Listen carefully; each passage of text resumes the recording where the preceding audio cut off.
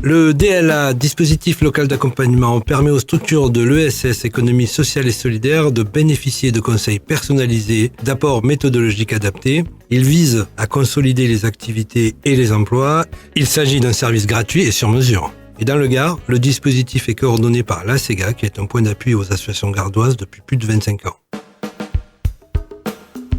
L'Université populaire de l'Uzège a bénéficié d'un accompagnement DLA en 2021.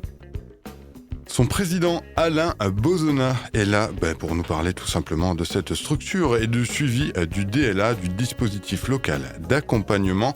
Bonjour Alain. Bonjour. Merci d'être là avec nous. Vous êtes donc le président de l'Université populaire de l'Uzège. Première question, quelle est cette structure et que fait-elle ? Écoutez, l'Université populaire de l'Uzège est une structure associative qui aura 35 ans d'existence en 2023. C'est une université populaire qui s'inscrit dans le mouvement de l'éducation populaire qui a pris naissance à la fin du 19e siècle, à l'époque où l'école n'était pas obligatoire et qu'il fallait donc éduquer la population. Une équipe salariée, nécessairement ? Bien sûr, nous avons 2 salariés permanents et nous avons une vingtaine de salariés, une vingtaine de prestataires de services, plus des bénévoles. Je dirais que l'encadrement de l'association, c'est à peu près 80 personnes. Alors avec cette équipe, cette expérience de l'Université populaire de l'Uzège, pourquoi avoir fait appel au DLA, dispositif local d'accompagnement ? Je dirais que c'est la 2e fois que nous faisons appel au DLA. Nous avons déjà dans un premier temps fait appel en 2015, à l'époque où l'UP était dans une phase qui n'était pas florissante, on va dire, elle était plutôt même critique. Les comptes étaient en rouge depuis quelques temps, donc l'UP était pratiquement en dépôt de bilan. Grâce au DLA, nous sommes passés d'une situation, je dirais, dans le rouge, en négative, à une situation extrêmement positive.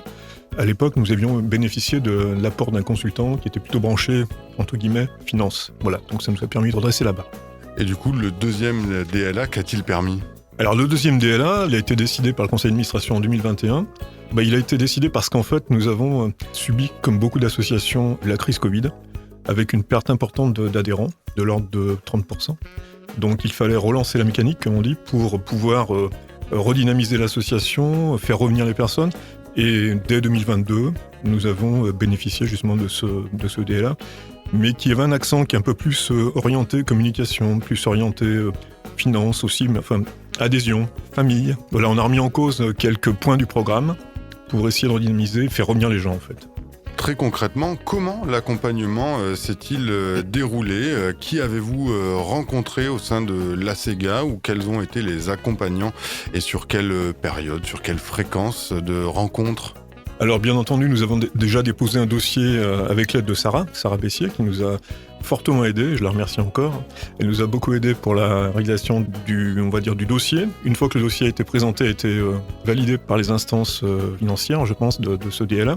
Elle nous a aidé aussi au choix d'un consultant. Ils nous ont choisi, non pas la simplicité, une fois de plus, nous sommes partis chercher un consultant, nous avons choisi un consultant à Marseille. Voilà. Et tout au long de ce parcours, Sarah était là pour nous accompagner, faire des points d'avancement, etc. Et bien entendu, elle nous a accompagnés jusqu'à la présentation aux associations, aux partenaires des résultats de nos réflexions. Alors justement, qu'est-ce que cet accompagnateur venu de Marseille a permis de développer du côté de l'Université populaire de l'Uzège ? Quelles sont les directions, les orientations que la structure et même peut-être l'équipe a prises ? Il nous a apporté une méthodologie de travail, de réflexion. Il nous a permis de rassembler l'ensemble de nos adhérents, intervenants et partenaires. Nous avons lancé avec lui en fait un forum ouvert. Sur une demi-journée, nous avons rassemblé dans une pièce, dans un grand local, un maximum de personnes, plus de 100, pour justement réfléchir sur des axes d'amélioration avec une méthodologie qui nous a été proposée et que nous avons validée donc par ce consultant. À l'issue de cette réflexion globale, nous avions d'ailleurs, je crois, pratiquement 80 pistes d'amélioration, pistes de progrès, etc. Et puis il a fallu élaguer tout ça. Bien entendu, on ne pouvait pas, en l'espace de 3 mois, puisqu'on s'était fixé un objectif assez court. Donc ce consultant nous a apporté sa méthodologie, comme je disais. Il a apporté sa touche extérieure, je dirais, par rapport à une équipe qui est très motivé du conseil d'administration, mais qui joue la tête dans le guidon, et c'est vrai qu'on manquait de recul sur certains aspects. Pour se quitter justement sur cette peut-être notion de lien humain qui se crée au sein de ce DLA, quels seraient vos conseils pour un DLA réussi ? Alors déjà la motivation, déjà avoir un objectif très clair, travailler en collaboratif, ça c'est important, impliquer fortement le consultant, parce qu'en fait, c'est grâce à lui qu'on a vraiment ces réflexions en profondeur. Ensuite, respecter les délais. C'est la gestion d'un projet, en fait. C'est la gestion d'un projet dans sa globalité. Donc, respecter les délais, être communicant auprès des adhérents, auprès des personnes qui vont être bénéficiaires, je dirais, de ce délai-là.